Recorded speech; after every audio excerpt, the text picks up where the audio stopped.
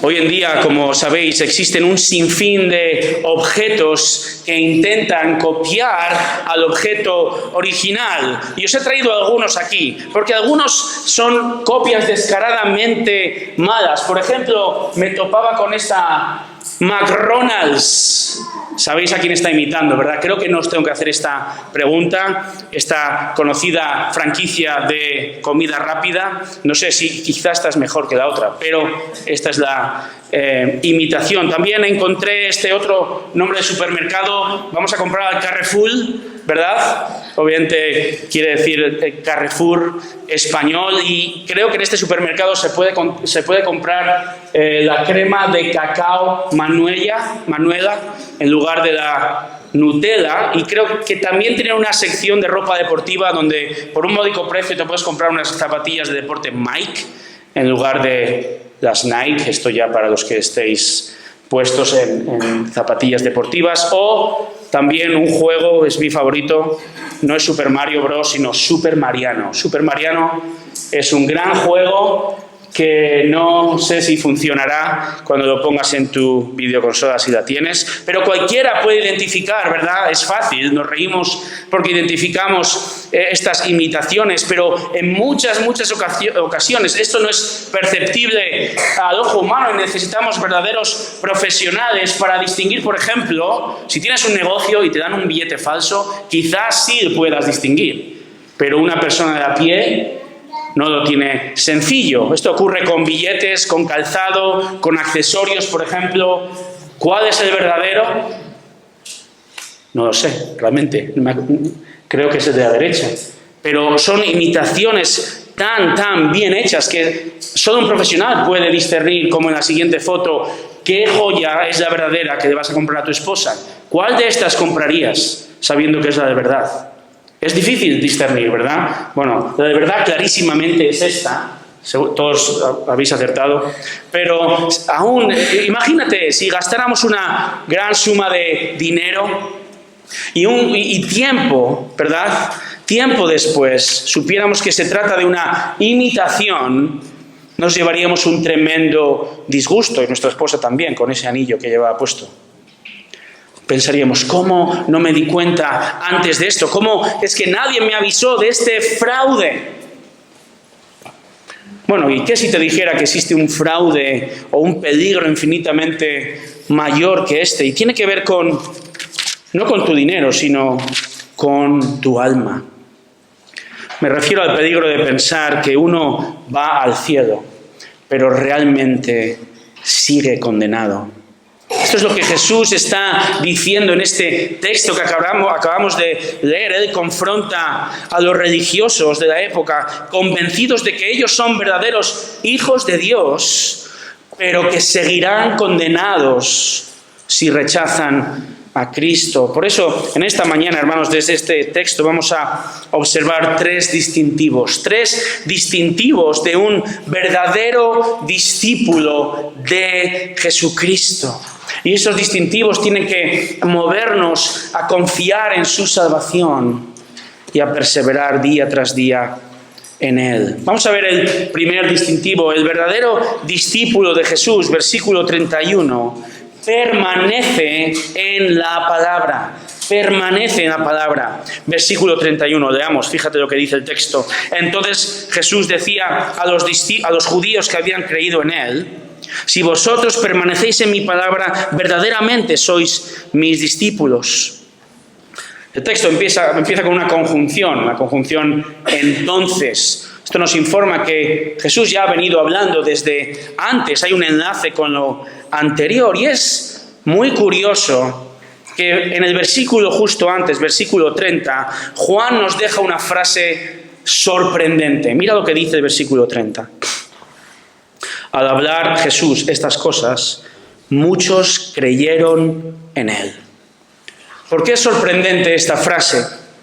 Bueno, te voy a dar dos razones. Primero, porque en la conversación que Jesús está teniendo con los judíos, la conversación que viene del 21 al 29, Jesús acaba de decirles lo siguiente, versículo 21, Él vuelve al cielo, ellos se quedan en la tierra. Versículo 23, ellos tienen un pensamiento mundano. Versículo 24 les dice, corréis un serio riesgo de morir en vuestros pecados. Es decir, estáis condenados en el lago de fuego. Fíjate en el versículo 27, dice que no comprenden a Jesús. Esto es sorprendente. Y la segunda razón por la cual el versículo 30 es sorprendente es por lo que leemos a continuación en nuestro texto de hoy y en el texto, si Dios quiere, que estudiaremos el domingo siguiente. Fíjate, versículo 30 dice que ellos creyeron en Jesús. Y ahora mira el versículo 40. Fíjate lo que dice el versículo 40. Vosotros procuráis matarme. Versículo 41. Le dicen, nosotros no nacimos de fornicación, insultan a Jesús. Versículo 44, Jesús les dice que ellos tienen al Padre, como Padre, al diablo. Versículo 48, ellos acusan a Jesús de estar poseído por un demonio. Versículo 59, al final, intentan, ¿qué? ¿Qué dice el texto? Tirarle piedras, apedrearle, matarle. Hermanos, si esto es creer en Jesús, ¿qué será odiar a Jesús, verdad? Es increíble. Entonces la pregunta es, ¿qué quiere decir creyeron en el versículo 30? ¿Qué quiere decir habían creído en el versículo 31? ¿No enseña la Biblia que para ser salvo hay que creer? ¿No dice nuestro versículo favorito, Juan 3:16, todo aquel que cree en Cristo tiene vida eterna? ¿Dice esto la Biblia? ¿Amén? ¿Estáis de acuerdo? ¿No es una pregunta trampa? Sí. Pero la cuestión que Juan quiere responder aquí, y no solo aquí, sino a lo largo de todo su evangelio, es la siguiente. Escucha bien. Existe un creer, una fe que salva, pero existe un creer, una fe que condena. En otras palabras, existen discípulos verdaderos de Cristo, pero existen también discípulos falsos de Cristo. En otras palabras, todos los cristianos son discípulos, pero no todos los discípulos son cristianos. Y Juan dice esto en este evangelio. Él dice, fíjate, Juan capítulo 2, versículo 23. Habla de aquellos que creen, pero su fe es falsa. Juan 2, 23. Muchos creyeron en su nombre al ver las señales o milagros que hacía. ¿Cuál es la respuesta de Jesús ante este creer? Versículos 24 y 25. Jesús no se confiaba a ellos porque conocía lo que había en su corazón, que era fe falsa. Juan capítulo 6, versículo 2 dice que les seguía una gran multitud, pues veían las señales, milagros que realizaba a los enfermos. El 6:14 dice que la gente expresaba, verdaderamente este es el profeta que ha de venir. El versículo 15 del capítulo 6 nos dice que querían hacer a Jesús rey. Fantástico. Pero Juan continúa escribiendo, y cuando llegas al capítulo 6, versículo 66, este versículo es increíble. Fíjate lo que dice.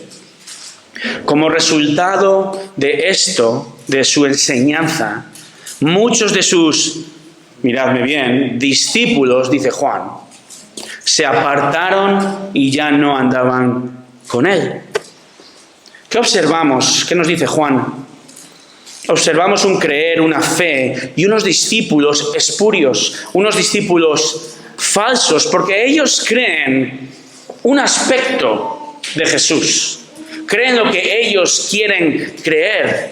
Creen que quizá Jesús es el liberador de la opresión romana, no de su pecado. Otros se inventan a un Salvador de acuerdo a sus expectativas, a su imagen. Pero cuando Jesús enseña la verdad, ¿qué ocurre? Se apartan, la abandonan. Ahora bien, no son todo malas noticias, porque Juan también escribe acerca de aquellos discípulos que sí creen verdaderamente. En Juan capítulo 1, versículo 50 nos habla de Natanael. Natanael creyó, también Felipe, Andrés o Simón Pedro. Creo que también en el capítulo 3 de Juan, cuando habla de Nicodemo, en algún momento creo que Nicodemo también creyó en Jesús. Y todos ellos creyeron con una fe ínfima, minúscula, precaria, con muchas dudas, con muchas lagunas teológicas, ¿verdad? Con mucha inmadurez. Felipe y Tomás fueron discípulos que querían creer viendo. Pedro estrepitosamente niega al Señor 3 veces. Algunos huyen cuando Jesús es capturado y crucificado. Ahora, ¿qué diferencia tenemos entre este grupo y el grupo anterior? ¿Sabéis cuál es la diferencia? Fíjate, Nicodemo aparece en el capítulo 7 defendiendo a Jesús, en el capítulo 19 cuidando del cuerpo muerto de Jesús. Los discípulos, con su mínima fe, Juan nos informa en el capítulo 2, versículo 22, que cuando Jesús resucitó de los muertos, sus discípulos se acordaron de sus palabras y creyeron en la Escritura y en la palabra que Jesús había hablado. Pedro pecó estrepitosamente, sí, pero se arrepintió y fue restaurado. Esto es lo que leemos en el capítulo 21. Así que de nuevo, ¿qué diferencia hay entre este grupo de discípulos y el otro grupo de discípulos? La diferencia entre ambos, hermanos, es que la diferencia entre un discípulo falso y un discípulo verdadero es que el verdadero permanece creyendo en Cristo y su palabra. Permanece. ¿Qué significa permanecer? ¿Verdad? Permanecer significa quedarse en un sitio. Mi familia y yo, ¿verdad? Nos mudamos, vendimos nuestra casa a León, nos mudamos aquí, compramos otra casa aquí. ¿Por qué? Porque queremos permanecer aquí. Queremos quedarnos, no queremos separarnos, no nos queremos ir de Santiago, aunque llueva 367 días al año, hermanos. Queremos quedarnos aquí. Un discípulo de Cristo permanece en su palabra, aferrado a ella, leyéndola, meditando día y noche en ella, como un árbol firmemente plantado junto a corrientes de agua, como dice el Salmo 1. ¿Recordáis lo que hablábamos en el texto anterior? Un verdadero creyente cree, crece y continúa creyendo el resto de su vida, presente continuo. Jesús sabe esto, por eso, de vuelta al capítulo 8, versículo 31, dice: si vosotros permanecéis en mi palabra, verdaderamente sois mis discípulos. Permanecer en la palabra de Cristo entonces significa creer en Cristo y creer no de acuerdo a lo que uno le parece, sino creer su palabra. Creer en lo fácil de creer y creer en lo que no es tan fácil de creer. Creer aunque haya aspectos que aún uno no entienda, pero permanece creyendo. Tampoco hablo de un mero creer intelectual, ¿verdad? Creer estos datos. Porque una persona puede creer intelectualmente en Jesús. Puede creer que Jesús efectivamente existió, históricamente corroborado. Puede creer que Él era un gran hombre, que era un gran maestro. Hay gente que cree que sí, el cristianismo funciona. Efectivamente, la gente cambia para bien. Parece que hay amor en la iglesia, es un buen ambiente en el que estar aquí. Pero hermanos, uno puede creer en muchas cosas que van a mostrar simpatía por el cristianismo, por la iglesia. Pero, y usando el lenguaje de la parábola del sembrador en Marcos 4, cuando sale el sol y aprieta fuerte, o cuando los espinos crecen, es decir, a la hora de la verdad, se va a demostrar que esa persona no es un creyente verdadero. Porque un discípulo o un creyente de minutos, de horas, semanas o años que abandona la fe, demuestra que nunca jamás fue salvo verdaderamente. No es que uno sea creyente de verdad, salvo, y de repente pierda su salvación. Eso es absolutamente inconcebible. Para Dios no es posible. El propio nuevo pacto prometido garantiza la salvación permanente. Una vez salvo, el creyente es siempre salvo. Voy a decir esto de nuevo. Una vez salvo, el creyente siempre permanece salvo. Pero hay una cruda realidad. Y por eso hay este llamado a examinarnos, no a conformarnos. Yo soy creyente, no. Examina tu corazón. Hay personas que dicen, yo creo, pero no son salvas. Dice Santiago 2:19, los demonios creen y tiemblan. Ellos creen. Satanás es mejor teólogo que tú y que yo. Ellos creen en Cristo. Ellos proclaman que Él es el Hijo de Dios. Pero no son salvos. La mitad de las personas de la parábola de Marcos 4, del sembrador, no son salvas. En otra famosa parábola, en Mateo 7:24, Jesús habla de un insensato que construye su casa sobre, ¿dónde? ¿Recordáis? Sobre la arena de la playa, ¿no? Mientras que un hombre sabio construye su casa, su fundamento, su vida, su creencia sobre la roca firme. Y cuando llegan las tormentas y los problemas, o el sol y los espinos crecen, ¿qué ocurre? ¿Cuál de los dos permanece? El que asienta su vida sobre la roca. La pregunta entonces es la siguiente: ¿dónde pones tú tu fundamento? ¿Lo pones en una religión? ¿Lo pones en la cultura evangélica? ¿Lo pones en tu familia, en tu trabajo, en tu dinero? ¿O lo pones en Cristo? Pero a Jesús, a diferencia de muchos líderes y muchas iglesias hoy en día, tristemente, no le importan los números, sino la genuinidad, sinceridad de los discípulos que le siguen. Porque entonces, si no, ¿qué está haciendo Jesús poniendo las cartas sobre la mesa delante de estos judíos? Y les dice que seguir a Cristo va a costar. Seguir a Cristo cuesta. Hay que pagar un precio, y por eso yo, en conciencia, no puedo venir aquí y predicaros un evangelio fácil y deciros que seguir a Cristo es un camino de rosas cuando no lo es. Cuando Filipenses 1:29, por ejemplo, dice que se os ha concedido un regalo de gracia para nosotros, no solo es creer en Cristo, sino, dice Pablo, sufrir por Cristo es la gracia de Dios. El cristianismo no es un camino de rosas. Entonces, ¿qué puedo hacer? La respuesta de Jesús es: cree. Cree en este Jesús.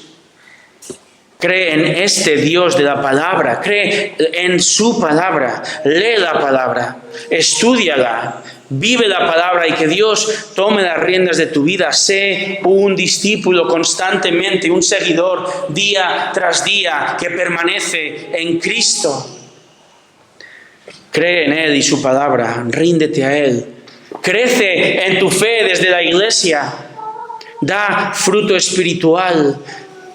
Permanece en ese crecer, en esa roca, en esa fe.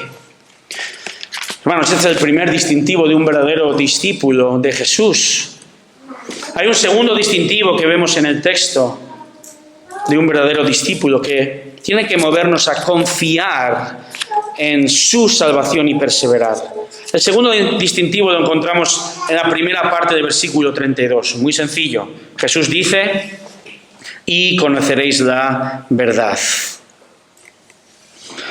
Jesús está diciendo que un discípulo verdadero, genuino, conoce la verdad.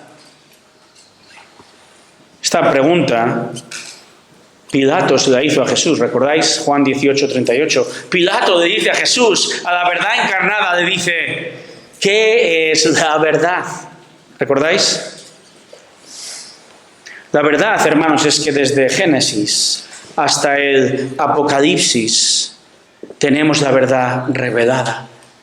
Pero también desde Génesis encontramos a unos Adán y Eva creyendo en la mentira de Satanás. Satanás, el maestro de la mentira, creó una verdad alternativa. Y una verdad alternativa no es otra cosa que una mentira maquillada. Y desde ese momento, desde la caída del hombre, el hombre ha estado buscando la verdad. El hombre desde el principio ha mirado el cielo, las estrellas en busca de la verdad, ha creado mitos y leyendas que explicaran la realidad que vivía el hombre.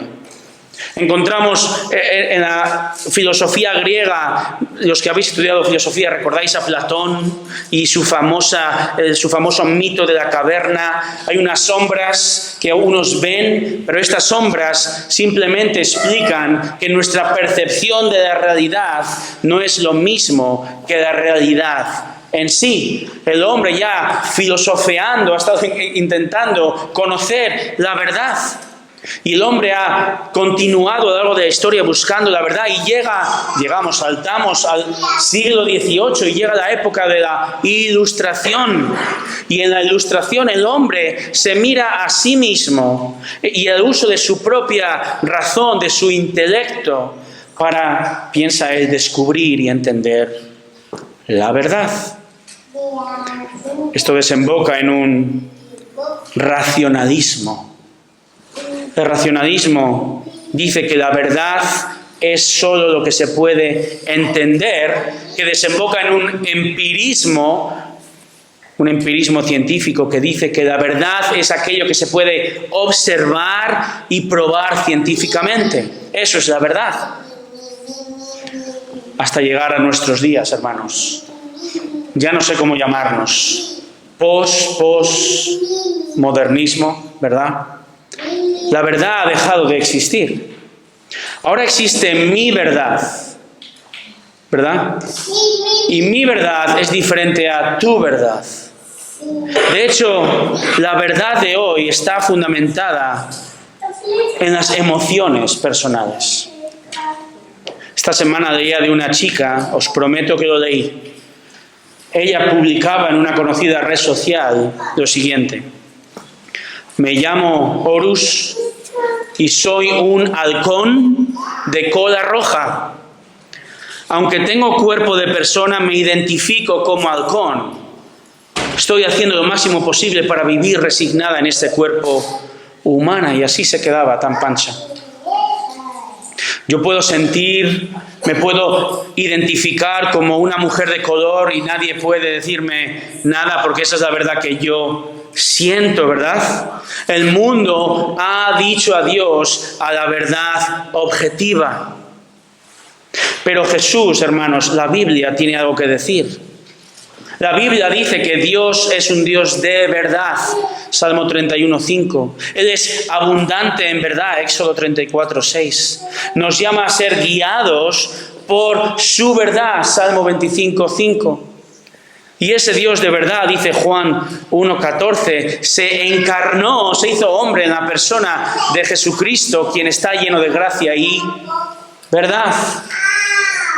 Jesús es el camino y la verdad. Juan 14:6. Una verdad que encontramos en su palabra y nos santifica. Por tanto, hermanos, podemos conocer la verdad. De hecho, todo el mundo tiene acceso a la verdad. Romanos 1:21 dice que el no creyente conocía, misma palabra que Jesús usa en el versículo 32, conoceréis la verdad. El no creyente conoce a Dios por medio de la revelación general, ¿recordáis? Por medio de la creación. Es decir, Dios te saca a ti y a mí, a todos nosotros, de fábrica, con un conocimiento innato, interno, que nos informa de que existe un creador, gracias a todo aquello que vemos. Pero hay un problema con esto. El problema, dice Pablo, es que el ser humano ha decidido en su pecado suprimir la verdad, suprimir el conocimiento y deshonrar a Dios. Por eso Pablo dice en Romanos 1:25, y el hombre cambia la verdad de Dios por la mentira. Esto es una manera de rechazar a Dios. Y estas personas, todo aquel que rechaza a Dios recibe la condenación que merece. Pero la buena noticia de todo esto es el Evangelio. Que Dios se ha revelado en este libro que tenemos. Dios se ha revelado, ha mostrado la posibilidad de salvación en Cristo y hoy podemos conocer y creer esa verdad y te puedes convertir en discípulo de Jesús hoy, creyendo la verdad de que Jesús es Dios. Creyendo que Él vivió, como dice el texto, una vida perfecta que tú y yo no podemos vivir, y aún así Él fue crucificado. Y la cruz, que a vista de sus enemigos significó el justo castigo a un mentiroso, pero a la vista de Dios la cruz significa su plan predeterminado desde la eternidad, castigando al propio Hijo, en lugar de a ti y a mí, pecadores, quienes merecemos el justo castigo. Esta es la verdad. Y si tú crees hoy esta verdad, tienes vida eterna. ¿Crees esto? Esta verdad, hermanos, trae salvación. Y esta verdad, además, cambia nuestra manera de pensar, porque conocer la verdad y aplicar la verdad, por cierto, no solo es conocer, sino aplicar la verdad. No seamos como esa enfermera que se pasa 5 años estudiando una carrera y cuando tiene que poner la primera inyección se niega porque tiene miedo a las agujas o por la razón que sea. Mucho conocimiento, cero aplicación. Pero el creyente, somos llamados a conocer la verdad, una verdad que hace que nuestra mente y nuestro corazón pueda cambiar la mentira del mundo y la mentira de Satanás y la mentira del pecado por la verdad de Dios, y entonces apliquemos lo que la palabra de Dios nos dice. ¿No te pasa, creyente, que lo que antes creías, lo que antes abrazabas y te emocionaba, lo que antes conocías y seguías, va poco a poco perdiendo su brillo, su valor? Mientras que lo que antes rechazabas, que era la verdad de Dios, ahora la amas y la buscas más y más porque amas a Cristo y eres su discípulo. Uno no puede decir que cree en Cristo y rechazar la Biblia. Si aceptas a Cristo, debes aceptar su palabra. Si rechazas a Cristo, rechazas su palabra. Por tanto, un verdadero discípulo cree en Cristo. Y ahora tenemos la capacidad de conocer la verdad de Cristo y entenderla, aferrarnos a ella, moldear nuestro pensamiento en la ayuda del Espíritu, ponerla entonces en acción y permanecer día tras día en su verdad revelada, a pesar de que el mundo predica totalmente lo contrario. Por ejemplo, un verdadero discípulo aprende que el matrimonio diseñado por Dios es y solo es entre un hombre y una mujer. A diferencia de un mundo que predica y distorsiona el pacto que Dios ha hecho con el matrimonio. Un verdadero discípulo aprende que las relaciones sexuales son diseñadas solo para el contexto del matrimonio, a diferencia de un mundo que predica que eso es la excepción. Un verdadero discípulo aprende que el dinero no es tuyo, sino de Dios. Es prestado por Dios. Tú eres responsable ante Dios de los bienes que Él te da, de administrarlos sabiamente. La Biblia dice que es fácil caer en la idolatría del euro, ¿verdad? Tengas mucho dinero o poco dinero. El mundo gira, por el contrario, en torno a cómo conseguirlo más y más. Un verdadero discípulo aprende que las autoridades son dadas por Dios para regir y castigar, y hemos de respetarlas, a diferencia de un mundo que dice que son un fastidio. Un verdadero discípulo aprende que la iglesia local es la necesidad y el gozo del creyente, que es llamado a ser parte del cuerpo para crecer espiritualmente y servir, a diferencia de un mundo que ve la iglesia como, bueno, ¿cuándo son las carreras, las medias maratones en las ciudades? Los domingos por la mañana, ¿verdad? Entre otras cosas. Es una pérdida de tiempo. Un verdadero discípulo aprende desde la palabra que la familia es una creación de Dios y crea el marco, crea el contexto, el fundamento de una sociedad próspera, cuando el mundo está destrozando la familia y ve a los hijos como una molestia, un fastidio, en lugar de una bendición. Un verdadero discípulo aprende que el trabajo glorifica a Dios, y el mundo proclama que el trabajo es una simple necesidad. Intenta zafarte lo más que puedas. Un verdadero discípulo aprende que el pecado es el peor enemigo del hombre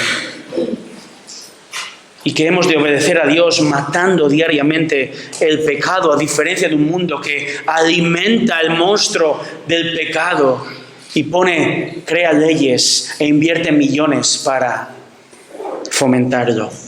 Así, hermanos, es como un discípulo de Cristo piensa. Esto es andar en la verdad, como dice Juan en 3 de Juan.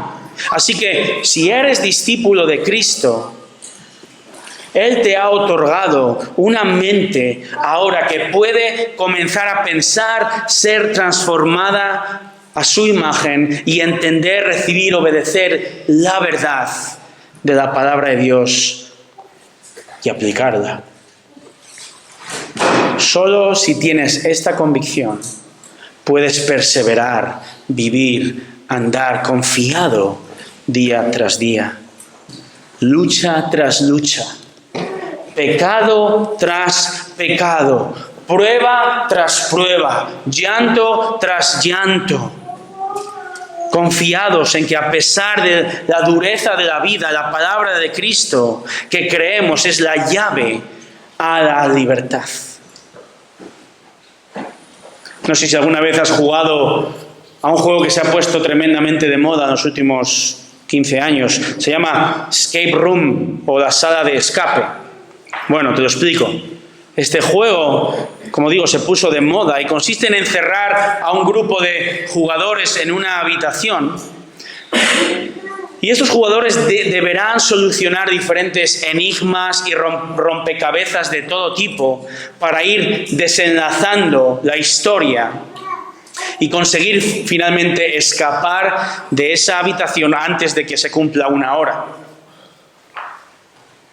Pues bien, creer en Cristo y permanecer aferrado a Cristo, obedeciéndole, perseverando día tras día, confiados en que tenemos la verdad delante de nosotros y con la ayuda del Espíritu Santo, esto es la única ayuda que tenemos para escapar de la terrible esclavitud del pecado.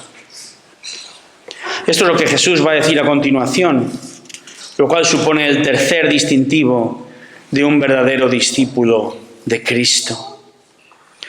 Lo encontramos en la segunda parte del versículo 32 hasta el 36. El discípulo verdadero de Cristo, fíjate bien lo que dice el texto, es libre del pecado. Es libre del pecado. Dice el texto ahora, y la verdad, conoceréis la verdad, y la verdad os hará, ¿qué dice el texto? Libres. Pregunta. ¿Qué pregunta surge del texto? ¿Qué significa libre? ¿Libre de qué? Esto es realmente lo que los judíos le preguntan a Jesús ahora, versículo 33. Ellos le contestan: somos descendientes de Abraham y nunca hemos sido esclavos de nadie. ¿Cómo dices tú, seréis libres?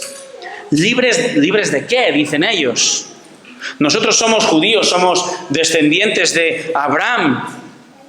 Bueno, ellos obviamente eran conscientes de que Roma tenía el control político del país. Aunque se les permitía el culto a Dios, ellos no eran libres, estaban bajo el yugo de Roma. Pero ellos se refieren y entienden que se trata de libertad espiritual. Lo entienden porque, recordemos, Dios hizo un pacto eterno con Abraham en Génesis 17:7. Ellos se veían entonces como libres espirituales, mientras que el resto de las naciones son paganos y condenados en el infierno, a los ojos de un judío.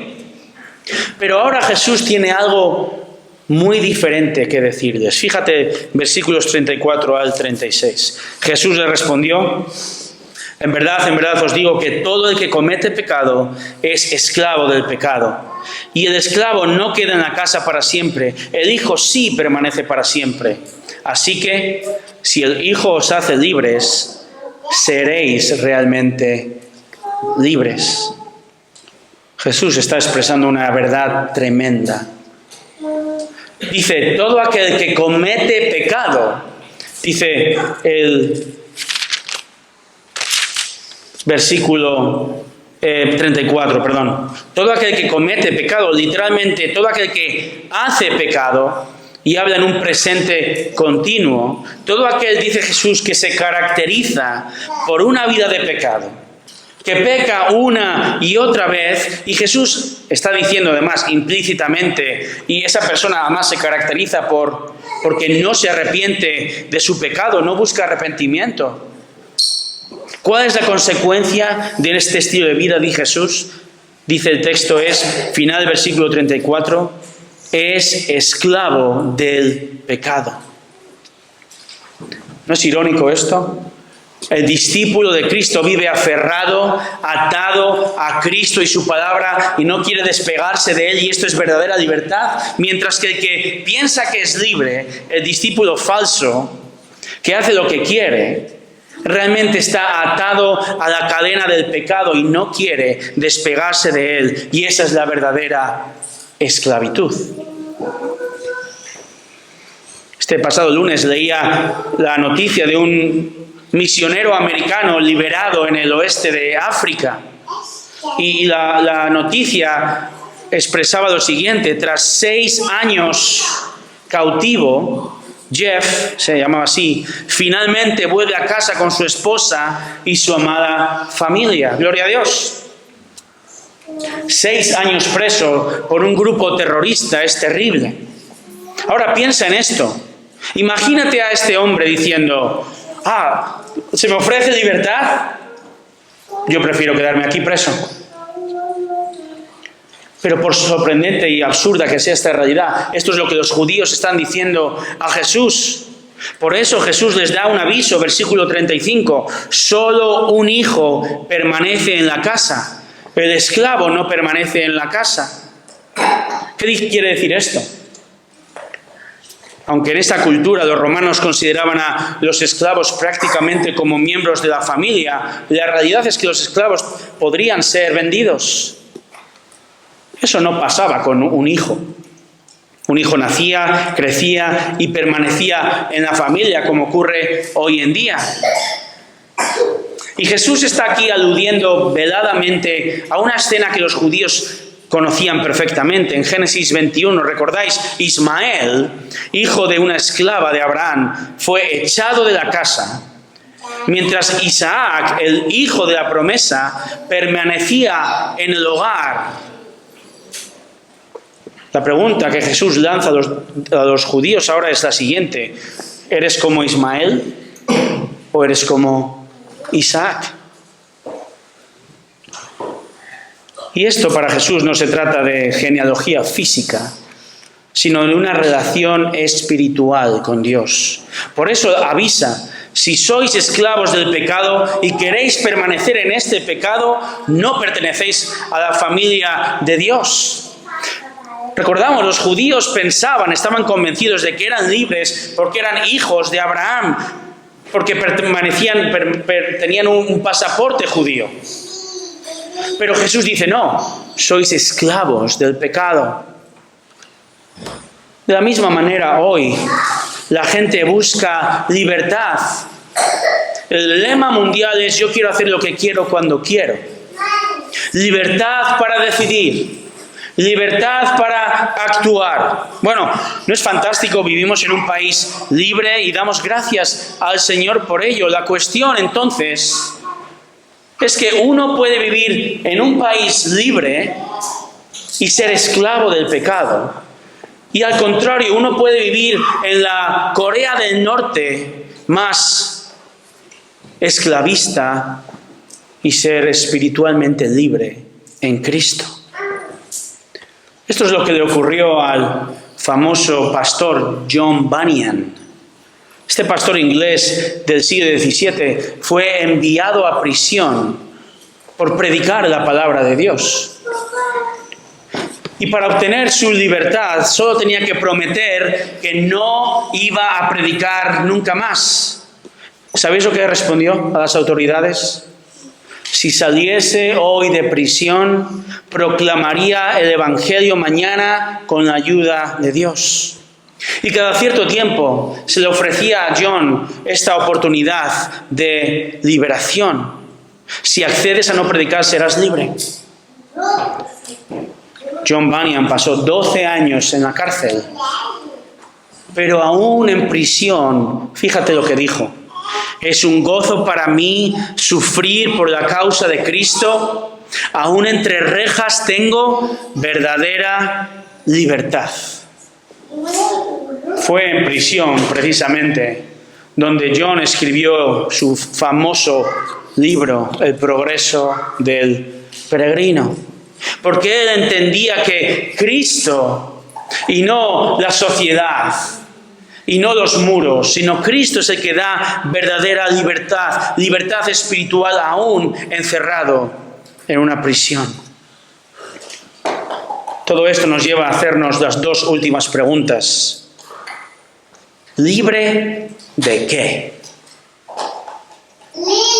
Ya os he hecho esta pregunta, ¿verdad? Pero quiero clarificar brevemente un poco más. Jesús te libera de la esclavitud, del pecado y de la culpa del pecado. Jesús te libera de la culpa y la esclavitud del pecado. Romanos 6:23 dice que la paga del pecado es la muerte, es el cheque a fin de mes que te da el pecado. Muerte. Todos nacemos con una naturaleza pecaminosa, hasta el niño más guapo de esta sala nace en pecado. Todos entonces merecemos la muerte, porque acarreamos la culpa del pecado de Adán. Pero, cristiano, Jesús murió en la cruz por tu pecado, por todo tu pecado, y murió por las consecuencias que el pecado acarrea. Dice Colosenses 2, 13, 14, tatúate este versículo, no lo hagas porque es muy largo. Dice: cuando estabais muertos en vuestros delitos, os dio vida juntamente con Él, habiéndonos perdonado todos los delitos, habiendo cancelado el documento de deuda que consistía en decretos contra nosotros y que nos era adverso. Y dice el texto que Jesús lo ha quitado del medio, clavándolo en la cruz. En la cruz Cristo se convierte en nuestro sustituto. Como dice esta preciosa canción: ¿cómo siendo yo su enemigo, el sufrimiento en mi lugar tomó en aquella cruz y cargó mi maldad sobre él? Su rectitud por la fe mía es. Aleluya, glorioso intercambio. Oh, cuán gran misterio que por gracia salvo soy. Aleluya, gloria sea a Cristo por su sacrificio. declarado justo soy en Él. Cristo cargó con tu culpa. Pero es que aún hay más. Cristo te libra de la esclavitud del pecado. O en positivo, Cristo te da libertad para dejar de pecar. En Romanos capítulo 6, Pablo dice que gracias a Cristo, el Padre ahora nos ve unidos a Él. Por eso las expresiones en Cristo, estamos en Cristo. Hay una unión con Cristo. Por eso dice Romanos 6:6 que el creyente ha sido crucificado juntamente con Cristo. Dice Romanos 6:4 que hemos sido sepultados con Cristo o en Cristo, que hemos sido 6:4 resucitados en Cristo. Y Efesios 2:6 nos dice que hemos sido sentados en los lugares celestiales en Cristo. Dios ve el sacrificio de Cristo como que nosotros hemos sido crucificados, sepultados, resucitados y estamos en Cristo. ¿Cuál es el resultado de esta obra de Dios? El resultado es que no somos más esclavos del pecado. Romanos 6:18 dice lo siguiente: habiendo sido libertados del pecado, os habéis hecho siervos o esclavos de la justicia. Pablo dice, Cristo cargó con tu culpa. Y Cristo además hoy te da la gozosa posibilidad de vivir libre de pecar. Amén. Y ahora dirás lo siguiente. ¿Qué vas a decir ahora? Pero tú me has visto. ¿Estás de broma? Aún con una hora menos en el día, por el cambio de hora, ya le he gritado a mi hijo, me he saltado 2 semáforos mientras discutía con mi mujer, he mirado a una mujer de manera inmoral y a su marido le he querido matar con la mirada porque se cruzó delante de mí. ¿Me estás diciendo que sois libre del pecado? Sí, te estoy diciendo que eres libre del pecado, es cierto. Pero déjame explicarlo brevemente. La realidad de Romanos 6 y la increíble verdad que Romanos 6 enseña es que también encontramos Romanos capítulo 7 después. El mismo Pablo que ha dicho lo que dijo en el capítulo 6, ahora se tira de los pelos espirituales, harto, hastiado de sí mismo, diciendo 7:19, estoy harto de hacer lo que no quiero y de no hacer lo que quiero. Todo Romanos 7 explica que aunque sí, Cristo te ha salvado, todavía tú y yo vivimos bajo la influencia de este cuerpo físico de muerte. Nuestra alma ha sido salvada, regenerada, pero nuestro cuerpo aquí sigue, ¿verdad? Seguimos viviendo en este cuerpo que decae. Así que entonces hay una batalla espiritual tremenda entre lo que sabemos que Dios quiere que hagamos, entre lo que queremos hacer, que es obedecerle, una batalla contra nuestra carne. La fantástica noticia de todo esto es que Cristo y en Cristo y en el poder de su Espíritu Santo, ahora sí tenemos la posibilidad de vencer el pecado. Ser más y más como Cristo. Solo así entonces encontramos estos imperativos en la palabra de Dios. Primera de Pedro 1:15, sed santos. Colosenses 3:5, dad muerte a la fornicación o la impureza. ¿Recuerdas la palabra impureza? El miércoles la palabra porneia. A los malos deseos, a la avaricia. Dad muerte a esto. La palabra es necrosad, de necrosis. Colosenses 3:8, desechad la ira, la mentira, el lenguaje soez, etcétera, etcétera. ¿Sabes qué ocurre cuando tenemos mandatos en la palabra de Dios? Tenemos estos mandatos porque Dios, en el poder de su Espíritu Santo, nos da las herramientas para poder obedecer estos mandatos. Sed santo. tú y yo, creyentes, tenemos no en nosotros mismos, sino en su poder. Y gracias a Él tenemos el potencial de vencer pecado tras pecado. Si montas en un tren, ves estación tras estación que va pasando, ¿verdad? De la misma manera el Señor nos da la posibilidad de ir venciendo el pecado, dejando atrás un pecado, otro pecado.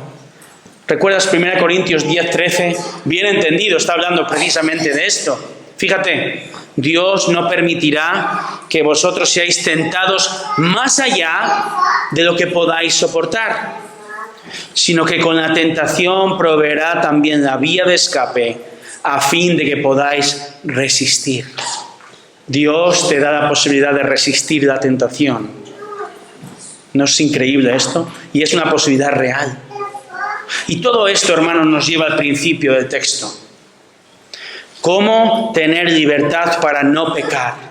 ¿Cómo crecer en la lucha contra el pecado? La respuesta es: permanece en Cristo y su palabra. Persevera en Él. Crece en conocimiento. Versículo 32. En el conocimiento de su voluntad perfecta. Ven a la iglesia que te expone al texto bíblico. No vayas a una iglesia que expone opiniones trendys. No escuches a aquellos que quieren hablar para ser simplemente seguidos y buscan aceptación, sino busca enseñanza que en el poder del Espíritu Santo salva y santifica. Y por cierto,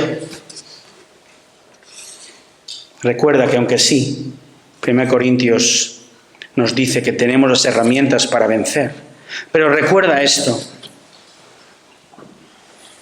no hay perfección en esta vida. No eres perfecto, lo siento, malas noticias. La perfección viene en la vida que viene.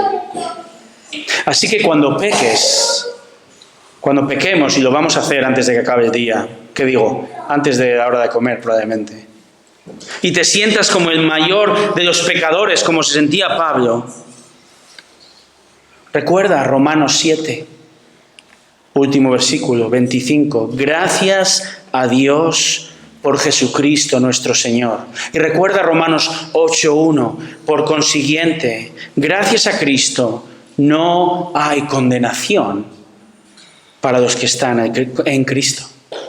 Recuerda que Cristo ya pagó toda tu deuda, toda tu culpa en ese glorioso intercambio. Y recuerda la gracia diaria del Evangelio en tu vida y permanece y persevera hoy y persevera mañana en la verdad que da verdadera libertad. ¿Libres de qué? Libres de pecar. ¿Libres para qué? Cristo entonces nos libera. Escucha bien. Hoy es un día de frases fuertes y contundentes. Porque Cristo nos libera para hacer lo que queramos. Cristo nos libera para hacer lo que queramos. Así es. Ahora la letra pequeña. Cristo nos salva de la culpa del pecado y nos da la capacidad de decir no al pecado.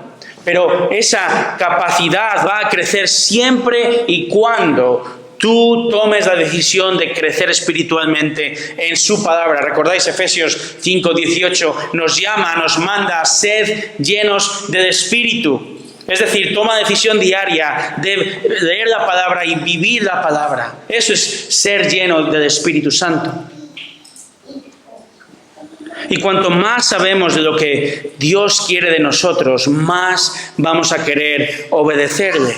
Por tanto, las personas que crecen en el deseo de obedecer y agradar al Señor, va a llegar el punto en que podrán hacer lo que quieran, porque lo que quieren es agradar a Dios.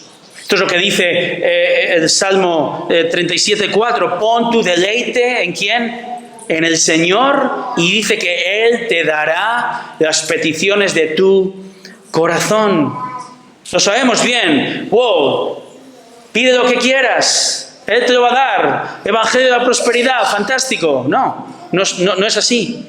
Dice que Dios te dará lo que pides, condicional, sí, pones tu deleite, tu delicia, si miras a Dios, si amas a Dios, si obedeces a Dios y disciernes lo que Él quiere de ti, de su palabra.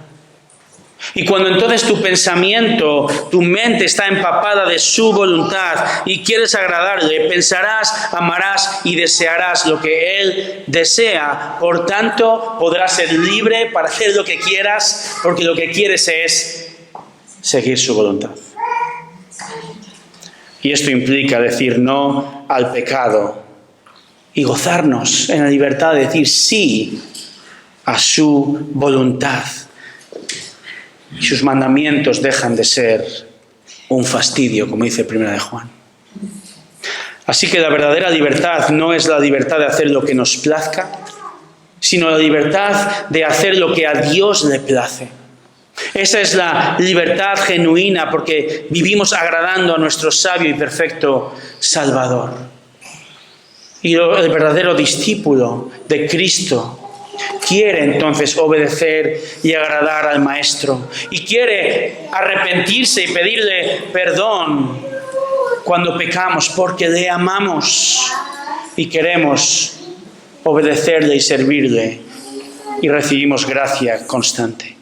Esto es la verdadera libertad. En los años 60 del pasado siglo, un marchante de arte francés llamado Raymond Heking compró por $5 a un anticuario de Niza una copia de la famosa Mona Lisa de Leonardo da Vinci. Conocéis el cuadro, ¿verdad? Y este marchante, Mr. Heking, convencido de que realmente había comprado la auténtica, desafió al mismísimo Museo del Louvre en París a probar la autenticidad del cuadro. Finalmente, este cuadro se demostró objetivamente que se trataba de un fraude. Lo curioso, hermanos, es que esta copia se vendía hace 2 años, 2001, por 3 millones de euros. Y el portavoz de la famosa y prestigiosa casa de subastas Christie's decía lo siguiente: esto es una locura, un récord absoluto para una reproducción de la Mona Lisa. Se trataba de una imitación del siglo XVII, 100 años después de la original. Pero la pregunta es: ¿hasta qué punto uno está dispuesto a cerrar los ojos y prestar y pagar tan alto precio por una copia, por muy buena que sea? Esto es lo que Jesús dice en este texto. Y Jesús entonces me llama a examinar nuestro corazón y a preguntarnos: ¿en qué voy a confiar para mi salvación? ¿En que asisto a la iglesia? ¿En que soy buena persona? ¿O en que mis padres son cristianos?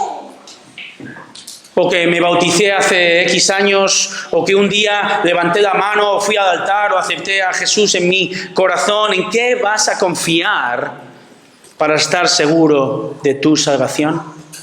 Jesús dice: en mí. Jesús dice: confía en mí, cree en mí, sígueme a mí, confía en mí, persevera en mí, conoce mi palabra y por tanto vive libre como un discípulo verdadero, pues yo di mi vida por ti.